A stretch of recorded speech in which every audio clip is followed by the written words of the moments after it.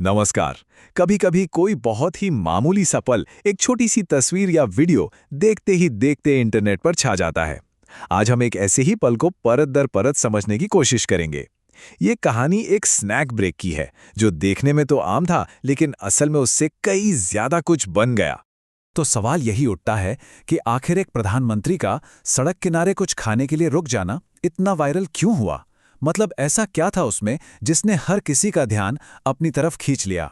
चलिए इसी को डिकोड करते हैं। तो सीन है बंगाल का। भारत के प्रधानमंत्री नरेंद्र मोदी का काफिला रुकता है और वो एक बहुत ही पॉपुलर स्ट्रीट स्नैक झालमुड़ी खरीदने के लिए अपनी गाड़ी से उतरते हैं। अब पहली नजर में तो ये एक बहुत सीधी सादी बात लगती है, लेकिन ये कोई आम पल नहीं था। इसे एक फ्रेम वर्दी मोमेंट कहा गया। तो चलिए देखते हैं कि इस फ्रेम के अंदर आखिर ऐसा क्या क्या था। सबसे पहले तो झालमुड़ी। ये है क्या? ये मुरमुरे से बना एक चटपटा मसालेदार नाश्ता है, जो खास तौर पर बंगाल में स्ट्रीट फूड के तौर पर बहुत ही फेमस है। ये वहाँ के कल्चर और रोजमर्रा की जिंदगी का कह सकते हैं एक अहम हिस्सा है। तो समझने वाली बात यह है कि ये सिर्फ एक खरीदारी नहीं थी, ये लोगों के बीच कैमरों के सामने हुई एक बातचीत थी।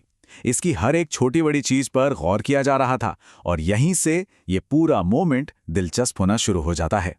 चलिए अब जरा उस बातचीत पर ध्यान देते हैं जो प्रधानमंत्री और झालमुड़ी बेचने वाले के बीच हुई, क्योंकि शब्दों में ही तो सारा खेल छुपा होता है।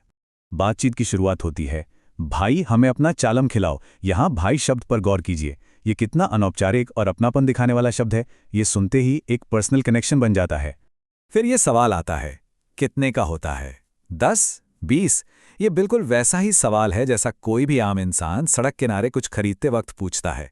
इस एक सवाल ने पूरी बातचीत को बहुत ही सहज और जमीनी बना दिया। और फिर आती है ये दिलचस्प लाइन, हाथ हाथ खाते हैं, दिमाग नहीं खाते। अब ये सिर्फ एक वाक्य नहीं है, ये अपने आप में एक कल्चरल स्टेटमेंट है। ये सादगी और परंपरा की बात करता है कि चीज़ों को उनके असल रूप में अनुभव करो, ज्यादा सोचो मत। अच्छा, ये तो हुई उन दोनों के बीच की बात, लेकिन उस फ्रेम में सिर्फ दो लोग नहीं थे।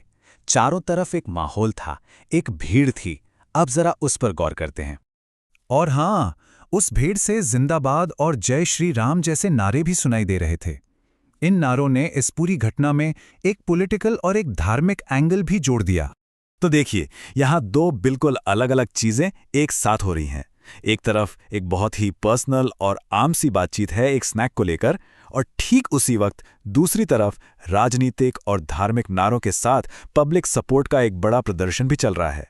तो अब वक्त है इन सभी टुकड़ों को एक साथ जोड़ने का और ये समझने का कि इस पल का प्रतीकात्मक यानी सिंबॉलिक मतलब क्या है। और यहीं सबसे जरूरी बात सामने आती है। जब एक पर्सनल कनेक्शन को एक पब्लिक शो के साथ मिला दिया जाता है, तो एक बहुत ही साधारण सा काम भी एक बहुत पावरफुल मैसेज बन जाता है। तो ये फ्रेम वर्दी पल बना कैसे? चलिए फटाफट देखते हैं।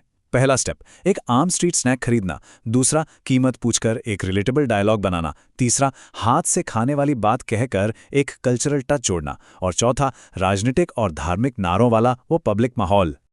और जब ये सब कुछ एक साथ मिलता है तो तस्वीर बनती है एक ऐसे लीडर की जो लोगों में से ही एक है, लेकिन साथ ही साथ सत्ता का एक शक्तिशाली प्रतीक भी है। यही दोहरी छवि इस पल को इतना ज्यादा प्रभावशाली बनाती है। तो हम इस सवाल के साथ इसे खत्म करते हैं। आखिर एक साधारण सा नाश्ता एक शक्तिशाली संदेश कैसे बन जाता है?